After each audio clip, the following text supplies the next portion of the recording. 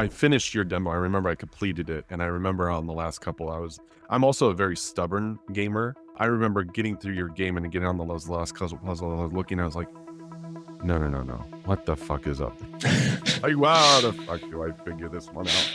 How long did you think it would take you to actually make the game? 18 months, so yeah, a year and a half. Did you expect it to take that long when you first set out to actually full on make the game? Or was it kind of like, oh, this is gonna, as you were saying, take much longer? We planned for $2,000 in 2 months.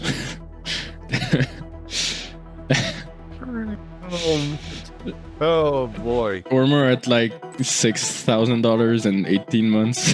So, oh yeah. my goodness. We were in a very advantageous position where we didn't have deadlines. Essentially, we don't have a publisher. We don't have anything that's holding us accountable for missing our deadline by 16 months. So like we were fine as a team to keep going because we found the project interesting. We just realized that it was going to take a lot longer than we initially imagined.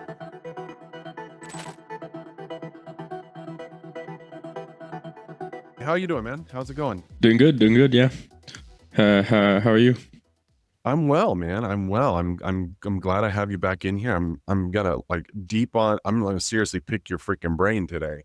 There's a book I started reading. I'm not sure if you've heard of it, but it's called Made to Stick. No, haven't heard of it.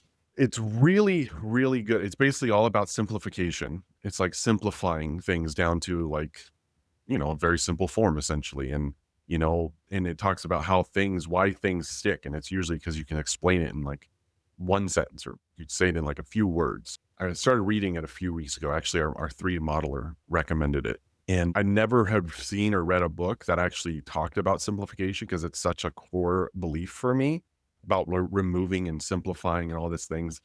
Like, especially in like the business world, it's like, I had a mentor who basically told me it's like simplification, the ultimate sophistication. And because if you can instantly read it, you instantly know what you're getting. I think it's a perfect metaphor or also transition to what your game is because it's so simple. Like the second you see it, you know what you're getting. The second you see your game, you know exactly what it's about. You're like, oh, puzzles. Oh, obviously I'm going to solve puzzles with puzzles and I'm going to platform. Like it just instantly clicks the second you see it. But man, I just want to know how you got there. Like honestly, how did you, I know in our very first conversation, sorry, I'm kind of going on the tangent, but on our very first conversation, I remember it's like, it was a game jam. Yeah. And a lot of people seemed interested. And so you kind of were like, well, I guess we should lean into it.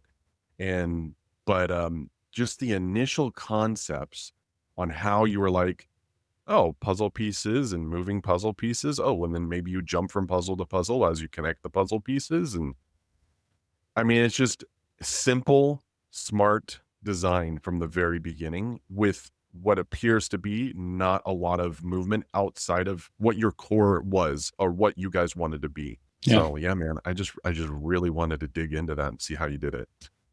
Well, I mean, it's always the goal, right? When you're designing something that, like, I've never heard of that book about simplifying things, but I'm sure that's what's always going on in every game designer's mind by default. When you always tend to have a lot of massive ideas, and then when you try to make that more concrete, when you actually try to make it happen, you realize you need to make it a lot simpler. Trying to teach a player to do one thing is already pretty hard. Like if you have to try to teach a player to do everything, if everything in your game's new, if everything's never been done, you're going to have a really hard time making them understand what your game's about. That's the way we tried to solve that issue with Piece by Piece, is that we took puzzle pieces, which is a concept that we don't need to teach players. Everybody knows what puzzle pieces do. Everybody knows how they interact, how they connect, disconnect. The only thing we needed to teach them was you move them with the mouse and you move your character with your keyboard. I say we don't need to teach them. That's just because our target audience is gamers. Even something as simple as moving with your keyboard, I tried to show my parents, show my mom how to play the game, and WASD to move was not something natural at all for her. So you do simplify things to a certain degree, but you have to understand who you're making the game for, and that will simplify your life a lot because you'll know what you need to explain, what you can assume everybody knows. In the Yeah. context of the game jam, like we did, we could fairly assume that everyone who makes games knows how to play them. Yeah. And one of the things like during this new process that I'm going through is just it's so difficult to make something simple. You can conceptually think of something simple, but to stay in that box or stay simple because you instantly think, well, I want there to be something for the player to do in a long period of time. So how do you do with that without adding more the game, but making something feel unique every like as you progress? Sweet spot of interesting and simple, which isn't easy to find because almost everything that's simple and interesting has already been done by other games. So when you really try to find something, like if you actually try to find something that's never been done before, most of the time you're going to fail. Like maybe if we were game devs 100% agree. 30 years ago, like we'd have Yeah. an easier time doing it. But even for piece by piece, which I always thought was very original, every time I shared a game somewhere, I get sent like at least one or two different games that people say, oh, this reminds me of this reminds me of this game that was made like 10 years ago. And I now have like 10 game list of games that are somewhat similar to piece by piece, which I thought was completely original. I still believe it is because, when you see the game, you might have one or two things pop into your mind, but nothing that's exactly the same. Yeah. I mean, I just also just generally believe too. I mean, there's really nothing that's truly original. I mean, we're all remixing. I was watching that interview with the guy who made the game Slots and Daggers. And it's a very like if you just go and look it up, it's a very simple game. It's literally it's literally just a slot machine game with, some reels and things like that. And you just play through, until you quote like basically beat the game. But it's really simple. And his approach to making that game was he wanted to feel like he could build the entire game in like 2 days.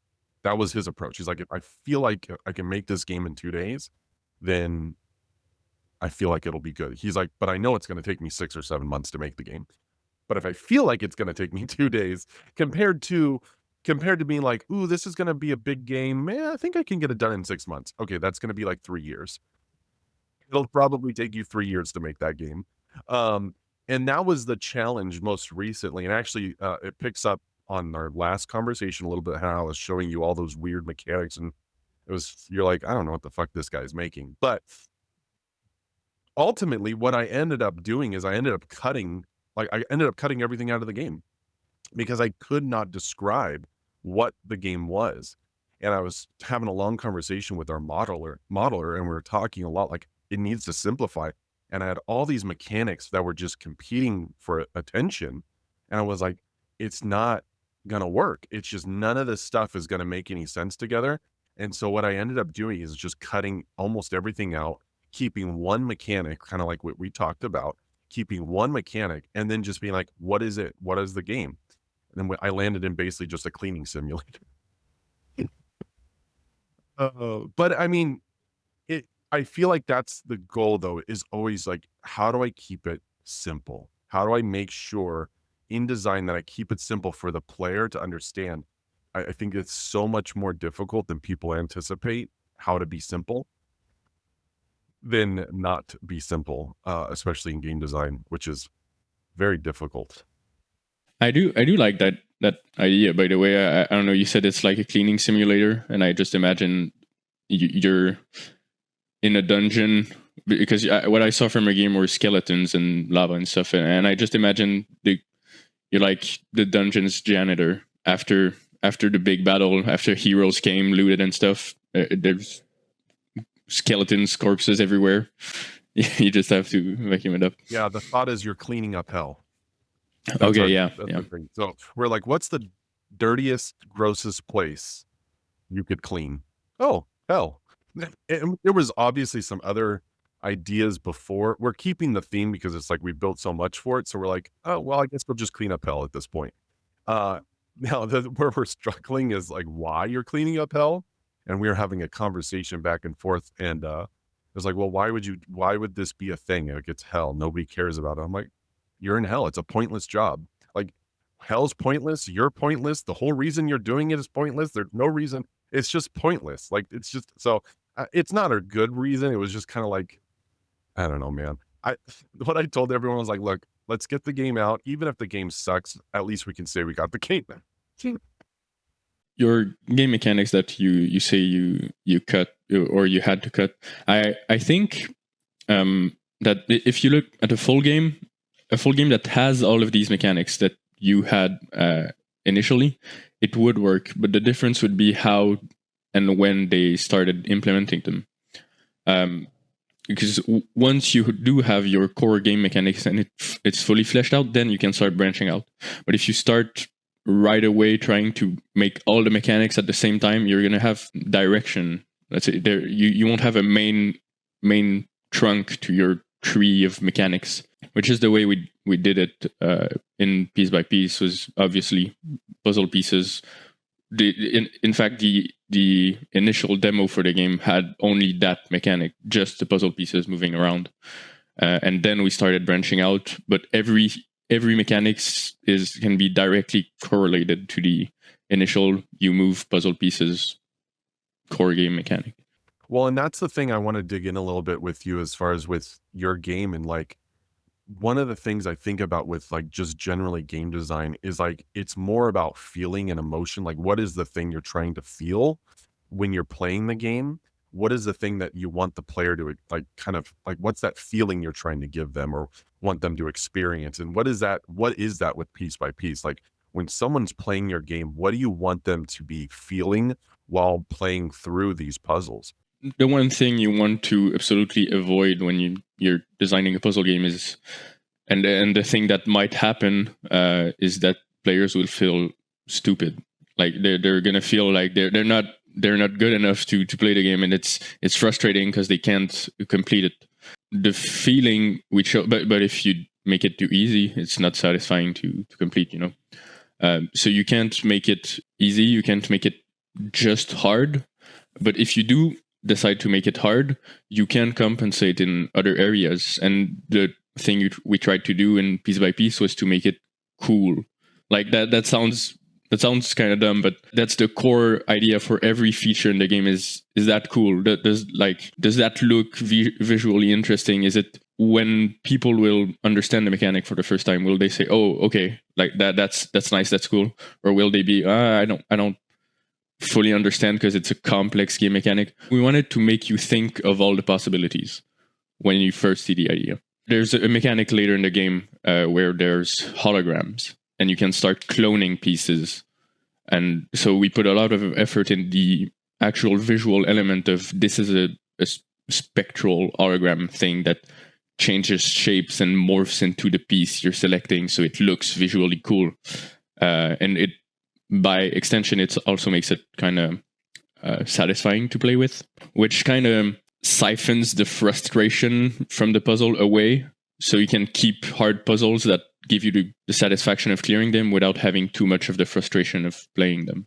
So it's almost like a balancing effect. The more difficult it is, the more visually the visual feel of what's happening is more impactful. So when there is some new area that you discover something, even though the puzzle as a whole is more difficult, each little progression you make feels interesting. Is that what I'm getting? Yeah, and that's kind of part of the reward you get when you're getting to a new level. You get a new visual environment, you get a new core game mechanic, a new ability, and like there's a reason why in the game the final world, which is the hardest one, has the most visual flair. It's like a whole rift cracking open, and you play in like black hole void with every puzzle piece at the same time.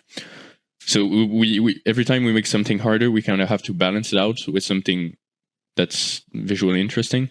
And we also, like, that's something you really need to do at the beginning of the game, because players will be, once they're more accustomed to your game, they're willing to put up with more frustration, since they know if they've cleared 90 levels before, like they can do the 10 last ones, even if they're a lot harder than the first ones. Yeah, definitely giving them that incremental stepping stone. There was one thing I was thinking of, like with your game, and as if there's some similarity. I'm not sure if I'm going to be able to connect these dots super well, but maybe you can follow me with it a little bit. But I think of a game. I think of like, just follow me for a second. I think of like Prince of Persia. And when you would solve puzzles with Prince of Persia, there was almost like a fluidity with the motion as you would go through, jumping off of walls, raw climb, slide down something, jump on a thing.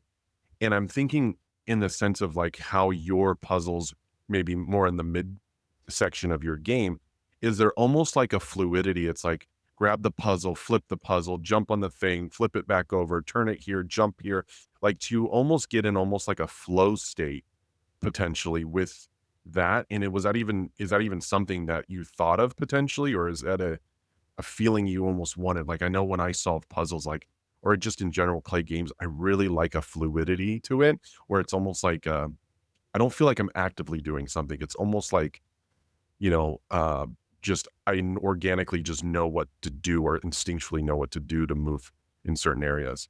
I think that's something that's very true in other genres too. Like making the game feel satisfying is in general what I think this rounds up to. But other genres do it particularly well, like platformers. Let's say if you play Celeste, the flow state is kind of the whole thing. Having perfect timing, dodging stuff, and doing things almost automatically is the way you get the most satisfying amount of fun, let's say. And for puzzle games, it's not easy, because for puzzle games you stop, like at the core of the gameplay, you're gonna stop at the player is gonna stop to think.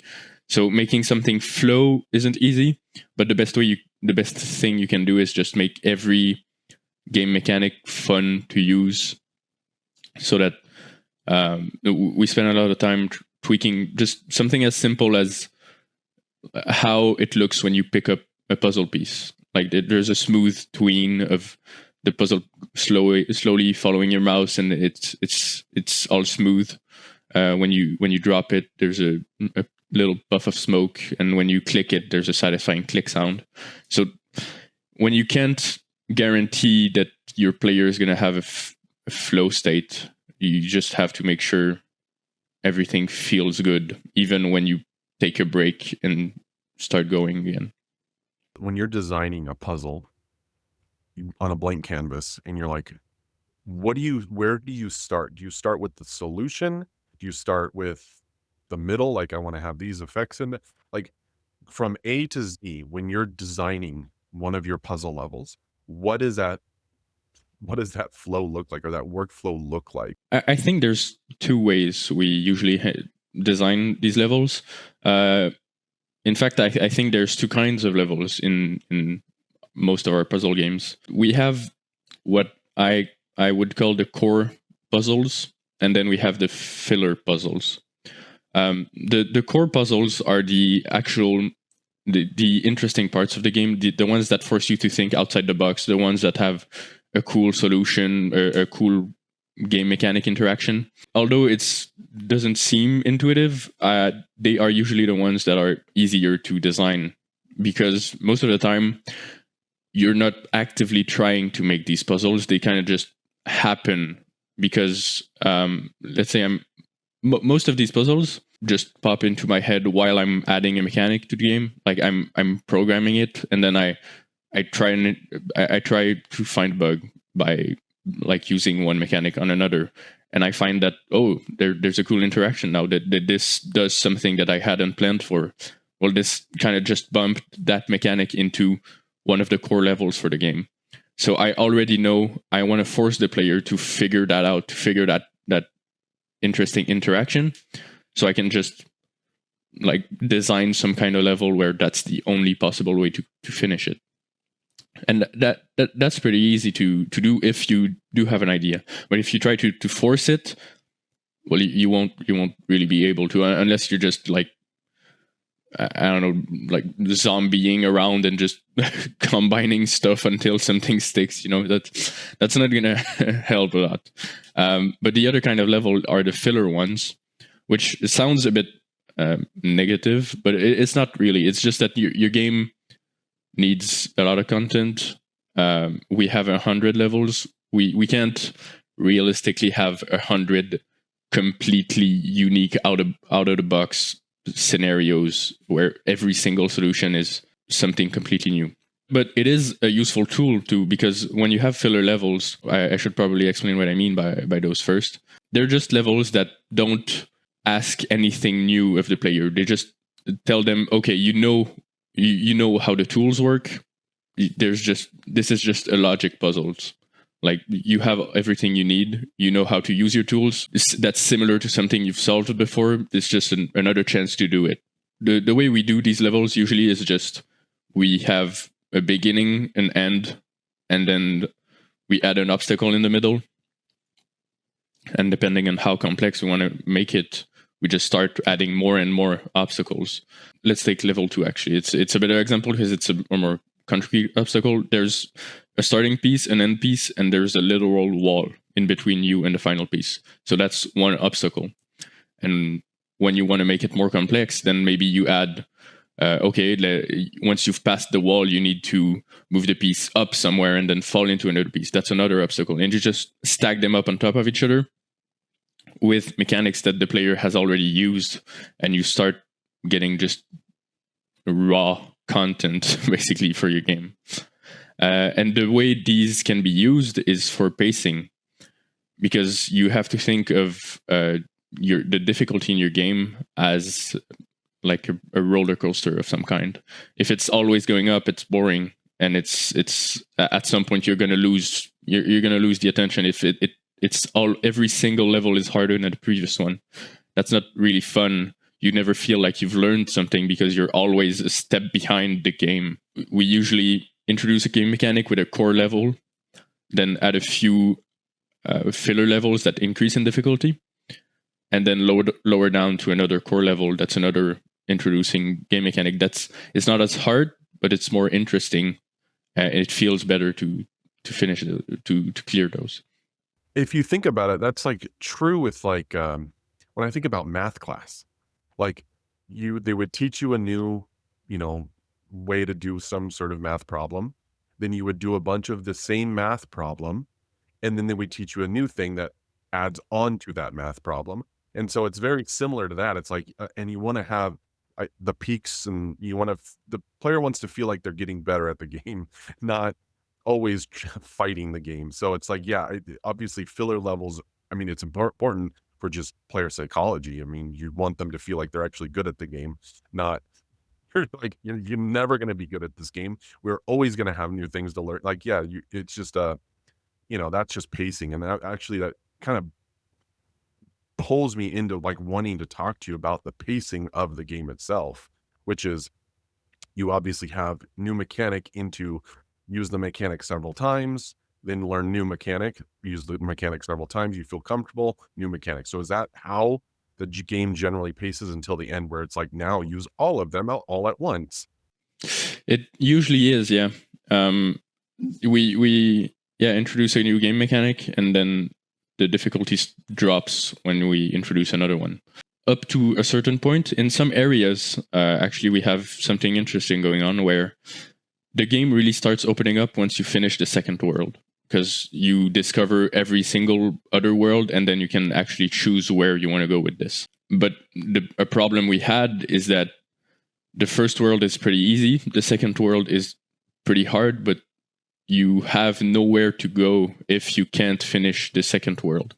Like, if you're not able to finish a level, you don't have any other options. So sometimes we'd get people that leave the game, which was, it's a shame, because if they just finished that one extra level, they'd open up to 6 new worlds where they can actually choose where they want to go, and the difficulty drops a lot. So basically, what I'm saying is we had a difficulty spike that was a little too high, and we'd lose some people. But we couldn't make it simpler, because the advanced world was there to teach you advanced game mechanics that were used in other worlds. So if we didn't teach you there, you'd get lost in the other ones. So the thing we did, which I'm pretty happy with, I think it was a pretty creative solution, was that all the absolutely necessary tutorial levels of all the necessary information to get to the later part of the game were taught in the first 5 levels of the advanced world. And the other 5 levels are, again, just filler levels that challenge you more thoroughly with what you've learned. And what we did was, if you finish the first 5 levels and you get stuck in the 6th level or 7th level, let's say, and you try to leave the game, it triggers the world unlock animation earlier, because we detect, okay, the game's too hard, you're trying to exit the game. Hold on, let's trigger the animation and let's open up the possibilities to you sooner. So that way you understand, okay, I have something else to go to because this one was too hard. That's an interesting way to retain players. Yeah. That is a very unique way. It's like, wait, before you go, Yeah. you go somewhere else. It's like a last Hail Mary. That's the first one I've ever heard of, actually trying to keep players, is like, because obviously, yes, it's progression wise, you need to teach players how to do a certain thing to progress through your game. But you also don't want them to get stuck. But it's impossible to know before the game comes out. Well, not important, without having like an endless supply of playtesting, where and when people are going to get stuck. It's impossible to just know how and physically exactly precisely what is making them stuck as well. So, and I think that's a very, very unique way of keeping players retained. In a good way, though. In a good way, saying, oh, just give them a choice, because now they get to experience the game still and explore the other options. So that's unique. That's really, really, really, really cool, actually. While you guys were like making the game, on its surface, it looks simple, but I know probably on the technical side, there were probably some areas where you probably wanted to throw the game out. Where and what happened in the technical parts of the game where you're just like, oh my God, this is so difficult, actually? It's usually, as with most things, something most players are never going to notice. Or actually, they would notice it if we didn't make the effort to fix it. I don't know if you've noticed, actually, when you're playing piece by piece and you connect 2 puzzle pieces together, it's seamless. The tiles connect together. So you don't have edges that show you, oh, okay, these are clearly 2 different tiles. So we fuse tiles together when you connect 2 puzzle pieces so that it's completely seamless. And that by itself, like, it was kind of challenging, but it wasn't too bad. It started getting really tough when we introduced things like rotating pieces, because how do you make seamless connections between 2 tiles that can be at literally any angle in the game? It is physically impossible. And you don't want seams all over all your puzzle pieces, because people will think they're a barrier. It'll look kind of jarring seeing those seams. No, I completely understand. It looks ugly, really. When you play the initial demo of Piece by Piece, we didn't have that technology then, because it wasn't worth it, for 48 hours, whatever. We're selling a proof of concept. But now we couldn't have that. So we need to make it completely seamless. Yeah, with rotating tiles, unless you have tiles that are perfectly symmetrical in every angle, you can't have that. You can't have tiles that merge seamlessly together. And we don't want to have tiles that are perfectly symmetrical, because that removes literally 75% of detail on your tile, which makes it look extremely generic. So the way we did it, which some players might notice, is when you rotate a tile, once you drop it, it actually flashes the tile. It flashes the entire piece. And when the entire piece is done flashing, every tile has been reconstructed in an upright way. So you hit it with an effect. Yeah. Basically, we removed the possibility of 2 tiles being in the wrong direction. Solved an issue and then created a bunch of other ones where, for example, we have um, platforms, one-way platforms. You can rotate a normal tile by 90 degrees and reconstruct it because it's a square. So the collision box is going to be the same no matter what rotation you put it in. But a one-way platform is going to be, upright or facing right or facing down or facing left. So we couldn't rotate those, and then we had to make a unique system that keeps track of the orientation of every platform to make sure the rotation is visually there and the hitbox is what it corresponds to, and that the one-way property of the platform follows, so that you can always go up when it's upright and you can always go right when it's facing right. Interesting. Oh yeah. I mean, those are those technical problems those are the things you don't think about until you start doing it and you go, oh fuck, how am I going to do this? Oh, wait a second. That doesn't make sense if we do it this way. Um, it's just very, very, yeah, I mean, it's interesting. It's one of those things, like I said, like in the game design, like, especially for me as I move through, you know, working on my own stuff, as you don't realize some problems are harder and than they are until you start digging into it. And it's like, well, wait a second. You have to take in all these other variables of like where the rotation and where the player is, what they're looking at, how they're positioned in the world, and all those things play into effect. And if you don't get it right, then the game looks like nothing was functioning. Like I said, I really want to dig deep into like, just the process of design, because I just think it's like, for me specifically, I underestimated the potential difficulty of it. And so as I am going through it, it's like, holy shit, there's a lot of factors involved here. What was one thing, like, what was something like as you were going through this process of making piece by piece, you had a possible I guess, belief or conception of how design was. And then after going through this, you're like, wow, I was completely wrong about that. Did anything like that happen during the process? Yeah, well, maybe it's not a design belief, but more of kind of a skill that I thought I had, but then realized I really didn't. And I think that it's the same for everyone, which you might relate to actually. It is completely impossible to estimate the amount of time something will take you. It is, you might try your best. You might say, okay, yeah, that's going to be 10 times harder than, keep in mind, okay, I'm estimating it at this is going to take a day, so really it's going to take 10 days. It's always going to take more. It is absolutely impossible to accurately estimate the amount of time you're going to spend on something. And that's kind of the same with estimating the complexity of a feature. You always think it's going to be simpler than it really is. Occasionally you get the odd pearl where it's a lot simpler than it seemed, which is always a nice feeling. But another one too is estimating difficulty for your game. You always assume that most things in your game should be more difficult because they always seem too easy, because you understand absolutely everything about your game. And it's very easy to forget about the I don't know what the hell is going on factor that most people will have when they enter your game for the first time. So just by default, everything in your game is going to be a lot harder than what you feel it really is. Which, yeah, is like a design thing you kind of have to hammer into yourself.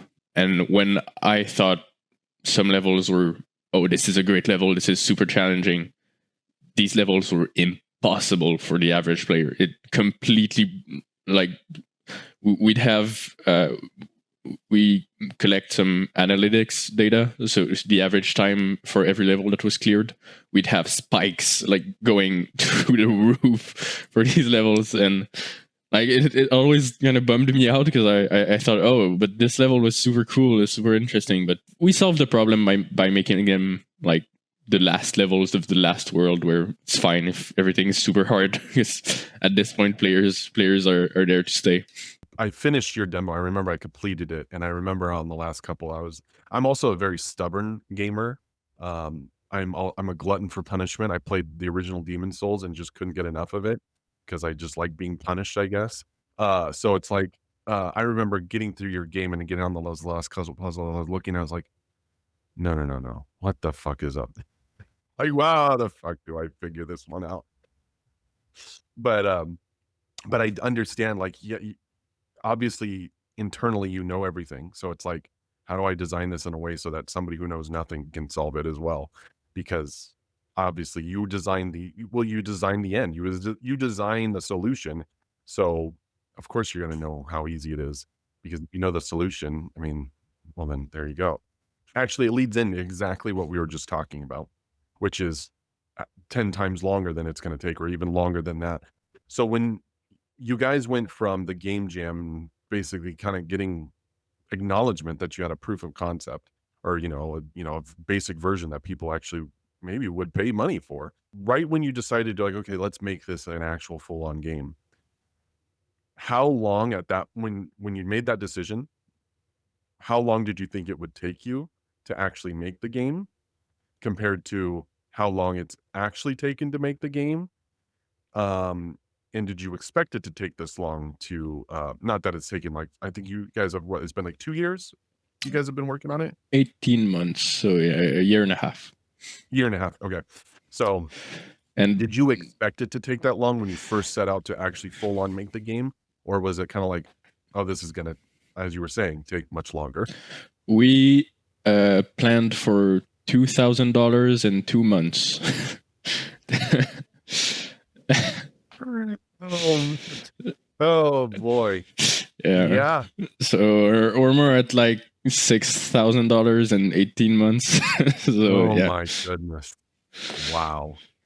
Yeah. I mean, there's no way you why can't predict it. specifically though? Like, why specifically do you think, after that 2-month period, you obviously went, "Oh, this is not gonna take 2 months." And then how did you come to terms with that? How did you make sure the team was good on moving forward and making what you wanted? Like, how did you square all of that together? Yeah, well, we were in a very advantageous position where we didn't have deadlines. Essentially, we don't have a publisher. We don't have anything that's holding us accountable for missing our deadline by 16 months. So like we were fine as a team to keep going because we found the project interesting. We just realized that it was going to take a lot longer than we initially imagined. This takes were more on Chase's part, where he's not here today, but he was there on the first podcast, where he's the one who came up to us and said, "I'm willing to invest some money in your game. You guys spend 2 months working on it, and then we see what happens." And luckily, he was actually he's the one who realized, well, maybe it'd be better if we spend more time and maybe invest more money into this because it could turn out to be bigger than it already is. We also had a kind of there was a small period where we were contacted by some publishers, and we thought for a moment that the project would turn out to be even bigger. So then we kept pushing while waiting for the publisher to respond. They never did in the end. So, well, I'm honestly, I think it's better off right now as it is because we made the game 100% on our own, and we own 100% of the game too, which is always great. But yeah, basically we just kept pushing back every 2 months. I think we said, okay, it's going to take 2 months more and 2 months more and 2 months more until eventually we said it's going to take 2 months more, and we finished everything we had to finish in 3 weeks. So Interesting. we hit the point where, okay, we're actually done now. We didn't make the mistake of announcing a release date way too early. We always kept it like a behind the scenes thing, so we never missed any opportunities on Steam, for example, by making the release date too early. We almost did. I don't know if you know this, but on Steam you can only change your internal release date, even if it's not public, 2 weeks ahead of time. So if it's less than 2 weeks, if your release date is in less than 2 weeks, you can't change it. You have to contact them, and they're only going to allow you to change it a single time, because the way the Steam algorithm works, you start getting more and more referenced when you're closer to release date. So they prevent abuse of this by making it so you can't like keep pushing the date back, so you're always referenced in the algorithm. But yeah, or it's not, you can't accurately predict how much time something's going to take. It's one of the things specifically that for me is like goal setting is like, what's the goal? What's the thing you're trying to achieve? And so like for me, it's in my specific situation and what we're doing, the goal is to get something released and then learn from what that release was able to output. So it's get the thing out in the highest level of quality within a set period of time and see what we can learn from that experience, and then iterate for the next whatever we're going to release. Because even as you know, like what you just brought up, which was that thing with Steam, you can only move it if you're 2 weeks plus, not within that 2 week period, because then they just won't let you move it. But that's something that you need to learn while you go through the process, and not try and I just hate the stories of people spending 3, 4 years, 5 years on a game, and then they finally release the game and then nobody plays their game. I mean, it's like it's sad. And I love the philosophy of like fail fast. And it's like I'd rather fail really quickly and then learn from what you failed and didn't do well at, improve in those areas, and then do it again. And we've all heard the statistics as well with people is like most developers only put out like one game. Like the vast majority of people on Steam, developers have only released one title. And I'm like, well, that's definitely not a statistic I want to be a part of. And sometimes it happens. I just yammer on about something and I completely forget what I was talking about or why I even brought it up. So just as far as design, I remember we talked when on the first time you were on, as we talked a lot about like your inspiration on making piece by piece, or just in general the way you approach game design, and how you take a lot from Portal, or Portal was like your number one influence. And it was the one thing I noticed too when I thought about your game too. I was like, it reminds me of Portal somehow. I was like, it's not Portal, but it reminds me of Portal. Um, what is it about?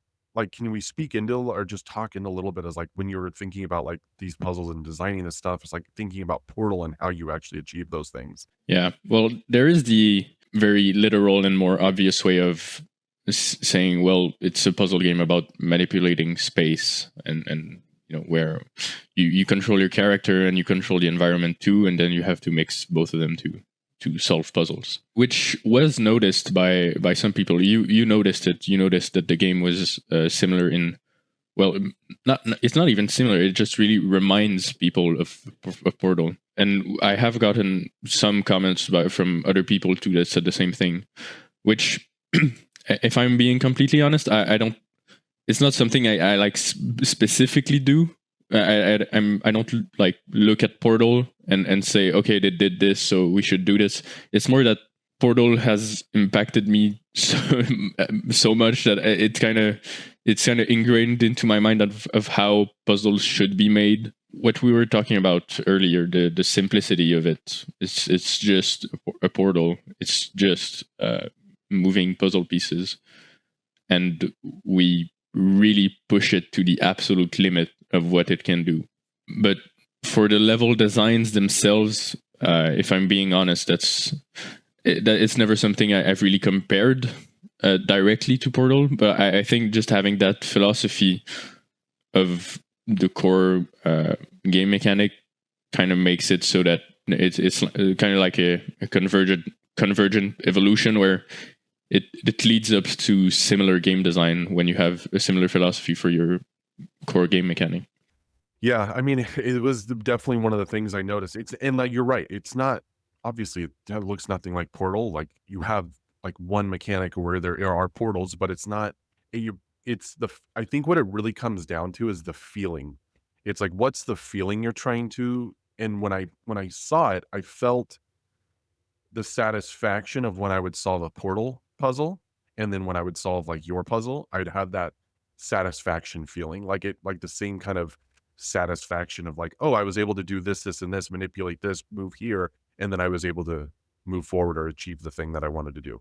And so I think it's more about the emotion and feeling that you were able to capture. And like, since you said it's had such a massive impact on you and your how you, I guess, look at games, you basically replicate that. You've replicated that emotion into the game itself, almost subconsciously. And so it's just it was interesting, and it was a really unique thing that I thought. Um, if you were to, like, just out of curiosity, let's say you had to, like, start from the very beginning again, and almost like let's rewind, but have 100% of the knowledge you have now. What what is the one or the few things you would maybe do a little bit differently starting, uh, like, you just finished the game jam, you have all the knowledge you have right now. What would you do differently that first day? One of the advantages of working on a small team like ours is that we can actually afford to dynamically learn from our mistakes. Big studios, they need to wait for their sequel to apply all the knowledge they've gained, because they can't backtrack on stuff without putting the entire studio to a halt. But we can, like, I can just refactor the code and tell my two teammates that actually touch the code to just like wait for a few hours. What I'm trying to say is that starting back from the beginning is, you don't need to start back from the beginning necessarily to apply what you've learned. You can actually just change while you're learning your game. And if I were to, like, a lot of the systems of the game, a lot of the technology has evolved, and it hasn't stayed the way it was at the start because we completely refactored it because we thought it'd be worth it to. But some stuff is still harder to change, and if I were to go back, these would be the ones I change. It's more on a technical level than on a design level, really, or just on like life decisions. It sounds like a quality of life decision. Usually, if it's the technical stuff, you're like, I wish I would have done it this way. It probably would have made things feel a little bit better, Yeah, made yeah. something go a little bit smoother. Well, So it's probably a quality life for the developer. well, the game is originally a jam game, and you can still feel it through the code sometimes. You feel the shortcuts that were taken very early on that have had a butterfly effect to the rest of the code. Like, a lot of the stuff is made to work with each other. A lot of code is dependent on a lot of stuff, and you cannot like separate it to reuse it somewhere else in any clean way. Like, one of the things we did for the game's website, because we had a website, we still do actually. We have a website, and we wanted to have a playable demo directly on the website. So we'd use the feature that Godot has, and a lot of engines have it actually, where you can have a transparent background. And so you'd scroll through the website, and there'd be puzzle pieces that you can move, and just it would be a single level, and when you finish it, it loops back to the start of the level. So it's just like a very, very short demo. And to do that, essentially what I needed to do was just, I'm gonna remove every other level, remove every other mechanic and stuff. And the game did not like that, because everything was depending on everything else. Like, deleting a level would crash the level manager, and it wouldn't start. So I had to rewrite a lot of code to make it work just for this. So much so that, like, when we decided, the demo on that website is very old, we now have a new version. I was like, okay, I'm not doing that again. I'm just gonna upload the. I'm not. So we let it on a website for a long time, and then we eventually replaced it with just a full demo, web demo. But yeah, so what I'd do if I could do a do-over is make sure everything can work on its own, and it's not completely dependent on everything else. Now, one of the things you said, which I don't know if people know, but like your game, you built into Godot. So like what and why you decided to go with Godot? Was it just like you're just proficient? It was just the engine of your choice? Like, why not Unity? Obviously, we wouldn't make this on Unreal, but like why the decision for Godot? Well, it wasn't a proficiency thing actually, because Piece by Piece is our first Godot game. It's the first game we tried to make in Godot. I think we chose Godot because previously the engine we used was Construct, which is it's a web engine. It works in your browser. It makes HTML games, but it worked fine. But like it's a paid service, and it doesn't work too great when you're trying to work with a team. So we were looking for alternatives, and we just had a class in school teaching us about Godot. So we were like, oh, might as well try. We have nothing to lose. And I think that's one of the best choices we've made. Honestly, Godot is absolutely incredible. We don't have to worry about anything of the licensing kind, which you do with Unreal and Unity. Even though Unreal it's actually pretty generous with the licensing. You only have to pay for if you make like millions or something. But yeah, it's completely free. It's extremely lightweight, and it can do everything you need it to for 2D games. I've never tried making 3D games on Godot. Our next game is going to be a 3D game, and we're going to try making it on Godot. So we're going to see how that plays out. But yeah, that's why we chose it, and I don't think I'm going back, especially not to Unreal Engine either, because that engine wasn't made for small teams. One thing I have to be careful of is when I talk about Godot, the cultists like to come out and I mean, to be fair, there's things I really, really love about Godot. I love the open sourceness of it. I love the fact that you could basically build anything on top of it. I mean, I haven't, when I was looking to grow my team, I'm more proficient with Unity. I love the Unreal Engine just because I'm an old person and Unreal's been a part of my life for a very long time. So just I have a natural bias to it. But Godot is just, I just haven't had a chance to even really look at it in any reasonable way. But it's so hard because you gotta get used to an engine. It's like, do I really want to relearn everything about an engine and switch when the objective is to make a game? Like, I think that's my big thing is like, some people can maybe feel like, they're not sure where or when to start. It's like, just pick something up and start doing it. And once you learn how to do it, just keep doing it. And I guess my thing was just like, what's the return value I will get to learn a different engine over Unity? I don't know if there really is a massive return I could figure or find out. The ability to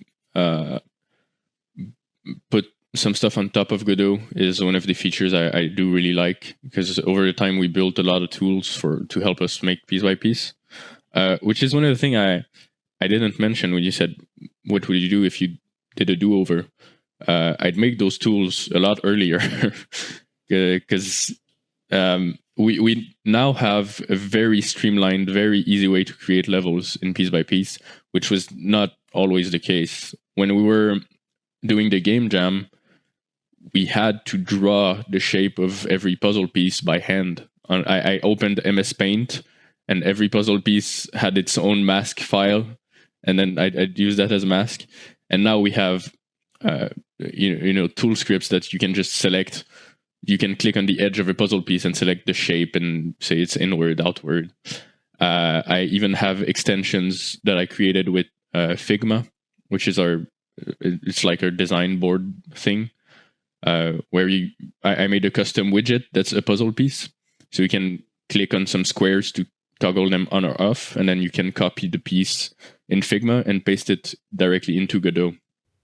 Interesting. Well, that's really cool, actually. Yeah. So you have a Figma plugin into Godot? Yeah. Oh, wow. And that is very useful, but I did it like when we did 70% of the levels.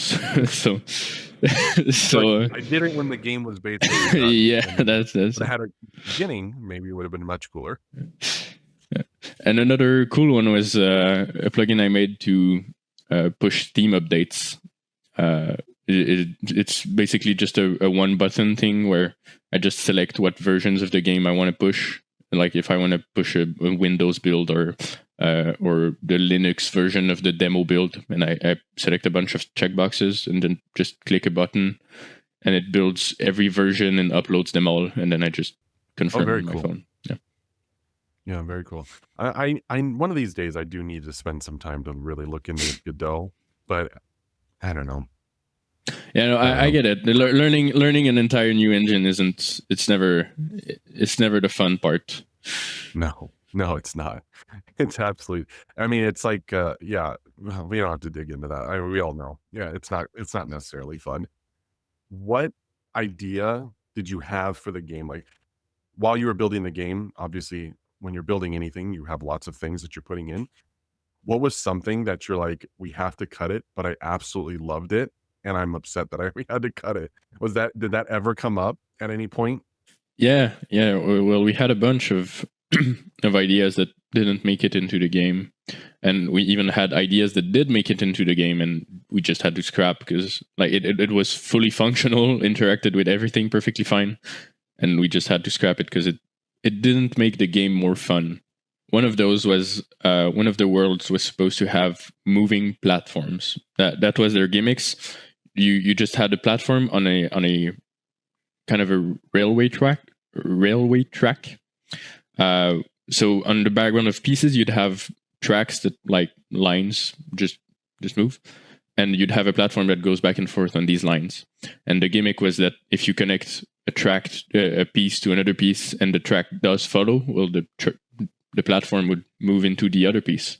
You'd be able to move a platform from point A to point B, and it would interact in fun ways. If like you rotate the piece, then the track rotates, so then you can make more connections with more platforms.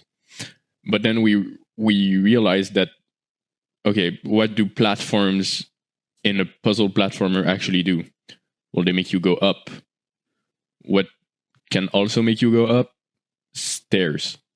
So like there's no incentive to like actually make a platform that moves, and it has connections and stuff. And the other big problem with it was that it's completely isolated.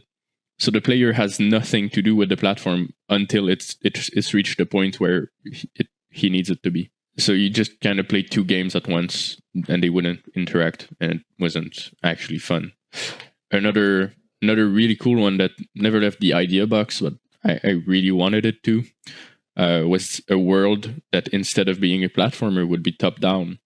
So when you enter the piece, you can move up, down, left, and right as you would a top down platformer. And since we already have the mechanic of multiple, worlds merging together, and you can jump from one theme to the other, it would have worked really well. But again, the problem is, what can you actually do in top down that you can't in a puzzle platformer? Well, you can move up and down. Like you could do a top down view, or you could do a ladder, and it'd be the exact same because you move up and down. That's the only thing you actually add when you make a top down view. But the concept is really cool. Right. No, I get what you mean. I mean, but when you think about it, like technically it's the same thing. If you're just in a different perspective, but generally, like you just do everything the same. It's just, yeah, no, I get that. Totally makes sense. So how were you? So have you guys already done Next Fest? Are you in Next Fest right now? Have you done it before, or where are we with Next Fest? And how are things looking as far as just attention overall with the game? And what do you think we're going to land when the game comes out next month? So we did participate in Next Fest, the first one, when we had the demo ready, which was a year ago. I'm not sure if you can like participate in multiple Next Fests. I think like the rule is I think you can do one. Yeah, I think you can do one. Yeah, I think that's why we couldn't do this one. I would have liked to, because the demo is a lot more complete, a lot more polished than it was when we first made it. But we did do a lot of marketing recently, since the game's coming out soon. And we've had a big increase in wishlist, even more than when we did Next Fest. which is always a great sign. When we did Next Fest, we gained, I think, 1,000 to 2,000 wish lists, and in the last month we've gained like 5,000. So right now we're at 11,000. Nice, you hit it. I know you were hoping to break 10. So I mean, that's awesome. 10K was our goal. People, it's a very blurry, almost like rumors and myths and legends. But people say you hit 7K and then the god of the Steam algorithm will help you make your game successful. 7,000 wish lists is usually the benchmark people say will help your game. We were at 6,000, so we were like, okay, well, we're probably gonna hit 7,000. Maybe if we do things right, we're gonna hit 10K. Then right now we're at 11, and we still have a few marketing, not hits, a few marketing pushes left, where we've contacted a lot of influencers, a lot of press, and we're expecting some videos to drop relatively soon. I was actually going to ask because I was curious, like, obviously this is probably a better question for Chase, but I have you, so I'll ask you. What did you guys kind of find within this last month? Like, what's kind of like a little bit of the marketing secret sauce or something that really got you a lot of these wish lists? Like, what was the things that you guys were doing on the background marketing wise to really get that additional oomph? Well, Chase was he had a lot of work. Like he did a lot of marketing pushes. We've tried essentially everything there is to try. Actually, one of them was paid ads on Reddit, which is pretty useful because you can track it very accurately, and if you set up your links correctly, you can directly see dollars to wish lists added. So how many dollars you spent per wish list. I think for indie games like ours, the Reddit ad wasn't worth it. Honestly, I think we ended up paying like $1 something per wish list. Yeah, that's rough. Which isn't, it's not going to convert well. So that's why I think we 10,000. Yeah. Like, I don't really want to spend over 10 grand for work. So I think that's why this kind of thing works better with bigger games, because when we sell our games at $10, the bigger games sell it at $80, so they can afford $1 per wish list. But something that did work pretty well was Instagram. Chase posted like, I think basically a reel a day for 2 weeks straight, with just content from directly taken from the game. The way he'd do it is he'd do it in a devlog way, which you tend to see a lot on short form content, just devs talking about mechanics in their game, how they work, how they interact. So he'd take his YouTuber voice and say, in my game, this is how I made this thing. And then, which, you know what? Yeah. That's the strategy we're actually going to be instituting when we go with ours. So like, for instance, let's take Megabonk. He launched his channel like 6 months, I think, before his game came out. And if you look at his channel, it only has the 2 long forms and it has a bunch of short form videos. And all the short form videos are very similar in that style. It's very much like, look at this weird thing that I made. Obviously, everyone knows it's Danny Dev, so obviously he knows what he's doing when it comes to YouTube. But there was the style was very, like, each piece of content stood on its own. Each short form piece of content stood on its own feet, because it was speaking specifically to one thing that he wanted to show off or whatever. But I think it's interesting that you guys discovered that this short form strategy, because that's almost identical to what we're going to be doing. There's something about taking little bits of your game, talking exactly about that one little bit and then speaking it into it as like in a first person perspective, like, oh, look at this weird thing that I made for my game and da da da very quickly. I mean, I think that's the strategy. I think that's really the strategy. Organic. You're not trying to sell to people. That's the one thing about gamers. God, they hate being sold to. God, they hate it. You got to be like, hey, I'm just some eccentric guy that made this weird game. Come look at it. If you not even come look at it, I just wanted to. I don't even know. Like, you can't even say like, here, look at my thing, or it's just it's a very interesting thing. So I didn't mean to cut you off. I found it astonishing that it's what seems like it was successful for you guys is what I kind of have come to a conclusion what I also believe to probably be successful. But I think there's also success in just making a lot of it. Because honestly, like you could compare two Instagram reels we've made. And if I hadn't seen them, I tried to guess which one did better. I don't know. It's completely random. Like one did 600,000 views, the other did 5,000, and I'm sure, sure, why not? Oh my God, that is the story of content. It is the story of making content. Social media managers and all of like marketing people. That's A/B test. That's why it's all relevant to that stuff, because nobody has a freaking clue what actually is going to convert. All they do is just make stuff and just hope to God that it does.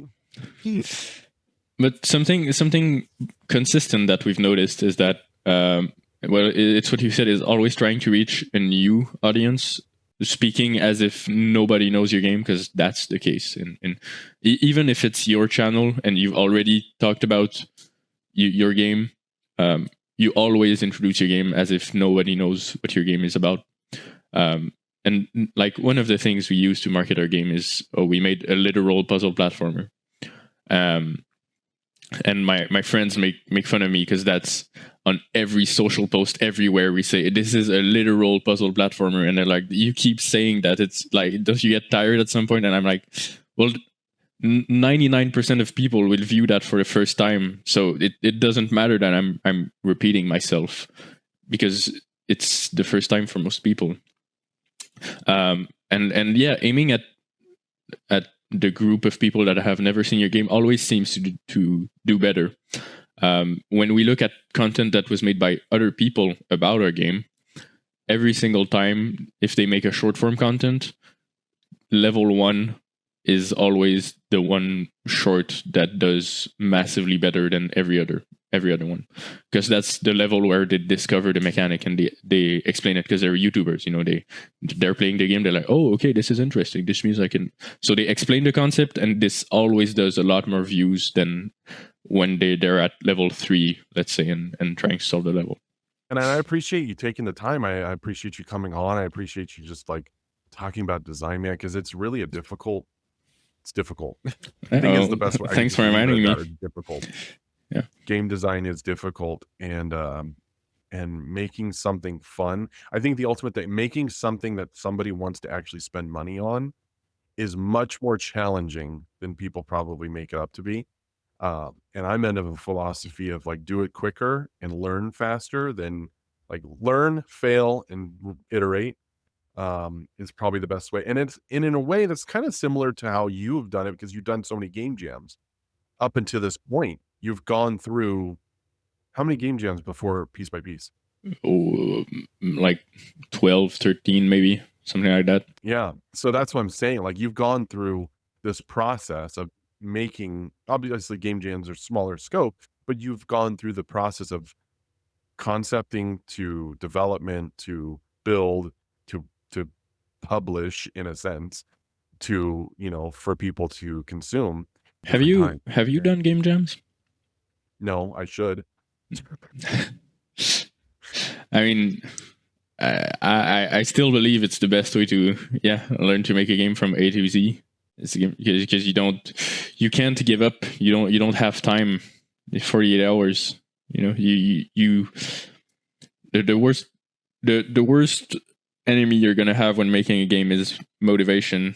Because if you start losing motivation, you're gonna stop working on your game, but you don't have time to lose motivation in 48 hours. So you you always give it your all. Yeah, no, 100%. I agree with that 100%. Well, man, why don't you let everyone know where to find your game, when it's coming out, because it's coming out in a few weeks now.